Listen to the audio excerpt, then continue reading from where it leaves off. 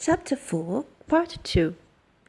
The first reason is that few people will take the trouble to inquire into the working principle of the laws of life. If they did, they would soon convince themselves that there is no necessity for the sickness and poverty that we see about us. They would realize that visualizing is a principle and not a fallacy. There are few who ever found it worthwhile to study this simple, through absolutely unfailing law that will deliver them from bondage. However, the race as a whole is not willing to give the time required for this study. It is either too simple or too difficult. They may make a picture of their desire with some little understanding of visualizing for a day or two, but more frequently it is for an hour or so. But if you will insist upon mentally seeing yourself surrounded by things and conditions as you wish them to be, you will understand that the creative energy sends its plastic substance in the direction indicated by the tendency of your thoughts. Herein lies the advantage of holding your thought in the form of a mental picture. The more enthusiasm and faith you are able to put into your picture, the more quickly it will come into visible form, and your enthusiasm is increased by keeping your desire secret. The moment you speak it to any living soul, that moment your power is weakened. Your power, your magnet of attraction, is not so strong and consequently cannot reach so far. The more perfectly a secret between your mind and outer self is guarded, the more vitality you give your power of attraction. One tells one's troubles to weaken them, to get them off one's mind, and when a thought is given out, its power is dissipated. Talk it over with yourself and even write it down and at once destroy the paper.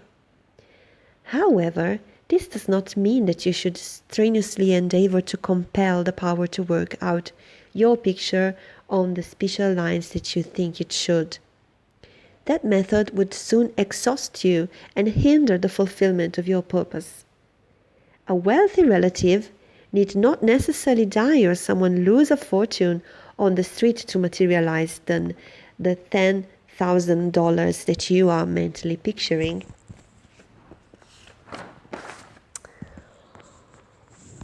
One of the doormen in the building in which I live heard much of the mental picturing of desires from visitors passing out of my rooms. The average desire was $500. He considered that $5 was more in his line and began to visualize it, without the slightest idea of where or how he was to get it. My parrot flew out of the window and I telephoned to the man in the courtyard to get it for me. One caught it and it bit him on the finger. The doorman, who had gloves on and did not fear a similar hurt, took hold of it and brought it up to me.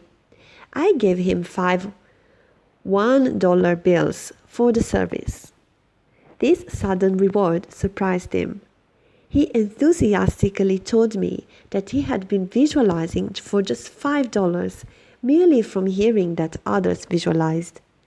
He was delighted at the unexpected realization of this mental picture. All you have to do is to make such a mental picture of your heart's desire. Hold it cheerfully in place with your will, always conscious that the same infinite power which brought the universe into existence brought you into form for the purpose of enjoying itself in and through you. And since it is all life, love, light, power, peace, beauty and joy, and is the only creative power there is, the form it takes in and through you depends upon the direction given it by your thought indicator. In you it is undifferentiated, waiting to take any direction given it as it passes through the instrument that it has made for the purpose of self-distribution. It is this power which enables you to transfer your thoughts from one form to another. The power to change your mind is the individualized universal power taking the initiative, giving direction to the fluent substance contained in every thought. It is the simplest thing in the world to give this highly sensitive plastic substance any form you will through visualizing. Anyone can do it with a small expenditure of effort. Once you really believe that your mind is a center through which the plastic substance of all there is in your world, takes involuntary form, the only reason why your picture does not always materialize is because you have introduced something antagonistic to the fundamental principle. Very often, this destructive element is caused by the frequency with which you change your picture. After many such changes, you decide that your original desire is what you want after all. Upon this conclusion, you begin to wonder why, being your first picture, it hasn't materialized. The plastic substance with which you are mentally dealing is more sensitive than the most sensitive photographer's film. If, in taking a picture, you suddenly remembered you had already taken a picture on that same plate, you would not expect a perfect result of either picture. On the other hand, you may have taken 2 pictures of the same plate unconsciously. When the plate has been developed and the picture comes into physical view, you do not condemn the principle of photography, nor are you puzzled to understand why your picture has turned out so unsatisfactorily. You do not feel that it is impossible for you to obtain a good, clear picture of the subject in question. You know that you can do so by simply starting at the beginning, putting it on a new plate and determining to be more careful while taking your picture next time.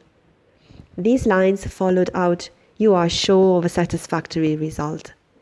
If you will proceed in the same manner with your mental picture, doing your part in a correspondingly confident frame of mind, the result will be just as perfect.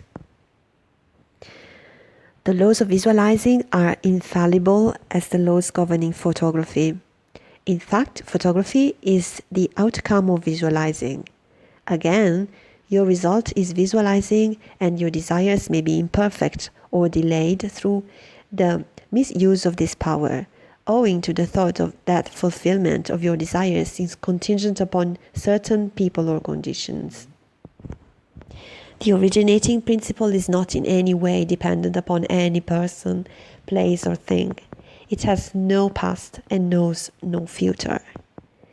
The law is that the originating creative principle of life is the universal, here, and everlasting now.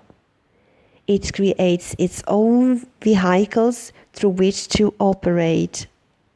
Therefore, past experience has no bearing upon your present picture.